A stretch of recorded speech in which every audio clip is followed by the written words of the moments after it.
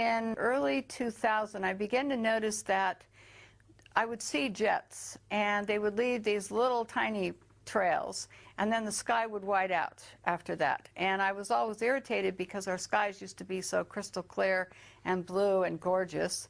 And all of a sudden, you would see these jets, and I kind of thought of them almost as joyriding, and when they were, or skywriting, and when they did this, then the sky would haze over. And so I found myself, when I was teaching tennis and being outdoors all the time, or traveling for work, that I was irritated a little bit about the idea that the skies were hazed over a lot. So that was the first inkling. And then in 2002, I was working for the Mendocino County Probation Department. I was on a lunch break, and a friend of mine stopped me and dragged me into his office and said, "What do you know about this?" And I said, "Nothing." And so he said, "Well," he said, "look," he said, "I want you to know that something strange is happening here, and I'm really concerned about it. My brother, who's in the military, is concerned about this, and has called me a couple of times to say he was concerned that there was something here that was going on that was not quite right." He couldn't go any further, but he did take me outside that lunch hour and say, "Today is a really bad day." And that's when he really brought my attention to watching the jets, and how the jets would leave a small trail and then it would expand into these huge plumes. And at that particular juncture of time, that day, I was in and bought a pair of binoculars after work and a camera, and I started taking pictures and watching what was going on. And that day I had never seen so many jets flying in so many directions, leaving so many huge plumes that turned into the, small trails that turned into these huge plumes in my life. And I knew that something was wrong. And that started me investigating what was going on. FM, you're listening to the It's Time to Talk program, and tonight we're talking about chemtrails. And until recently, I had never heard of chemtrails, but my guest tonight certainly knows all about them. He believes Port Macquarie and Wauchope are among hundreds of towns and cities across the world that are victims of a mass chemical cover-up. He says the evidence of these chemicals can be seen often in our skies, and all we have to do is look up. Jeff Gardner, welcome to the It's Time to Talk program. Thank you, Tim. I want to start off by saying congratulations, because it might sound like a strange way to start off an interview, but it takes a lot of guts to come on a radio show and talk about what you're going to talk about tonight, chemtrails, which is really a topic which, for people who are, I suppose, a bit closed-minded, very easy to mock something like this and to dismiss it as sort of like an alien type thing or a conspiracy theory. So really, I really do appreciate you coming on, because it takes guts, and I'm fully aware of what courage it takes to come onto this program and talk about something like chemtrails. Can I ask, why have you decided, though, to come and talk about chemtrails and discuss it? Yeah, well, that's a very valid point, Tim. Basically, it's not obviously for profit or for fame, because I mean this sort of thing that you're trying to expose, something like chemtrails, is not going to really attract fame. It's going to attract criticism, if anything. So my real gut feeling behind why I am doing this is basically to wake humanity up to what's actually going on in the world today. I think a lot of people, and I can understand that, a lot of people are tied up in materialism. They're taxes, there's a war on fuel, there's a war on the environment.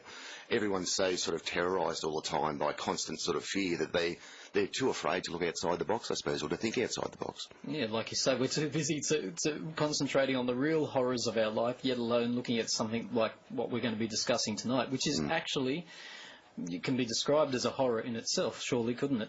It certainly could, mate. I suppose initially why I found the transition from not seeing to seeing them so easy was the fact that I used to watch the sky a lot when I was young, and I used to sort of look at the clouds, and and as you do when you're young, you see angels and animals and things in the clouds, and it came a couple of years ago. I came to the realisation that the clouds weren't the same as what they used to be. There was a lot of reflectivity about them. They actually, if you look at some of the clouds on days where I say that they are actually spraying, you see a lot of green and salmon-coloured clouds. which you never ever used to see. You see a lot of lines, massive lines in the sky, straight lines that you never used to see. When I was young, I can remember seeing contrails in the sky at a very high height, but they were only ever pencil thin, and they always evaporated. You know.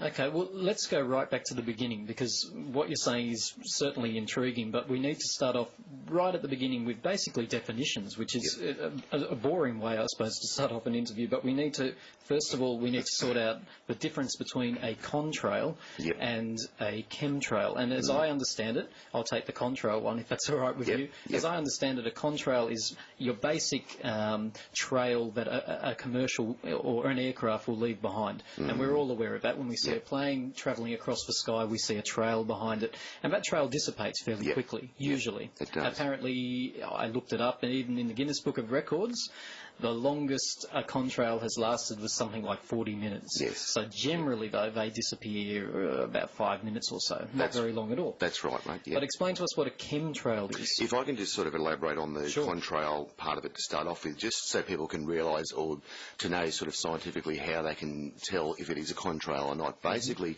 contrails at a height of 30 to 35,000 feet, which is cruising altitude, the exhaust from the jet engine has got water vapour in it.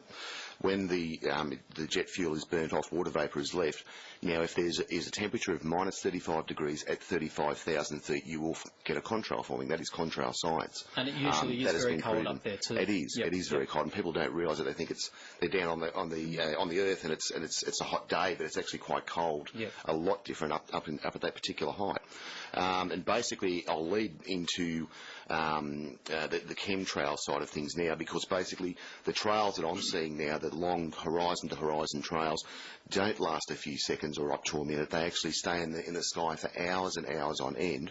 And I've actually seen planes actually laying these trails, and they're reflective. They're not actually water vapour. If they were water vapour, the sun would actually evaporate them. So basically a chemtrail is, distinctly different from a contrail, as we've just explained. It is. But a chemtrail, what is it? Obviously, it's a chemical trail. That's what chemtrail is short for. And what chemicals are we talking about? Well, the sort of chemicals we're talking about, Tim, is things like aluminium, reflective aluminium particles, and we're talking submicron particles. Now, to give people an idea, a hair is 5 microns. So you're talking about less than 0 microns. You're talking about a submicron, which is extremely small, so it's very, very easy to put through a spray system. You're also talking about barium, which is is used in the X-ray industry. People actually take barium meal, actually drink it and it's actually reflective. So when they actually X-ray the person, they can actually see where the actual barium's gone. So it's actually a radioactive type product. You've also got things like, and this is quite weird, desiccated blood cells, which are frozen blood cells. Now, the idea or the concept behind why people think that these are in the actual trails is for propagation of viruses, for testing new pathogens on the general population, mate. Some people listening will be like me, quite gobsmacked by what you've just said there. If you are saying that these are the chemicals in the chemtrails, I'm assuming that they have analysed some of these chemicals at some stage? They have, yeah. There's been a lot of independent tests done by a lot of different chemtrail sites, and also leading people like Rosalind Peterson over in America at Arizona Skywatch, also Bridget, and they have actually got independent tests done by them. They've tried through the normal agencies like the FAA and the environmental agencies. They won't touch the subject at all. They won't even broach it with them, and they will refuse to actually test any of the samples. So they have to go independently to an independent laboratory to actually get them tested. And these are the results they're seeing constantly, time in, time out. Some people listening would be thinking, okay, well, perhaps in America, where the military, there's a lot of secrecy and cover-ups, and America seems to be known for that sort of thing. But here in Port Macquarie, you're saying above the skies of Port Macquarie, you've seen chemtrails.